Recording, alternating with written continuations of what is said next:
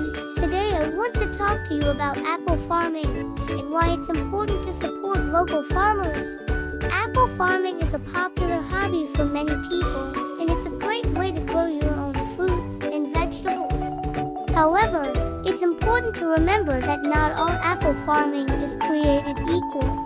Many local farmers rely on expensive pesticides and fertilizers to grow their crops, which can be harmful to the environment and potentially harmful to our health. By supporting local farmers, we can help ensure that they can continue to grow healthy, organic produce that is safe for us and the planet.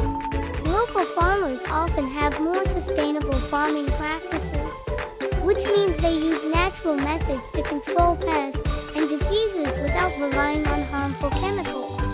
In addition to being good for the environment, supporting local farmers can also have a positive impact on our local economy. When we buy local, we create jobs and stimulate economic activity in our communities. This is especially important during times of economic uncertainty like the one we are currently facing.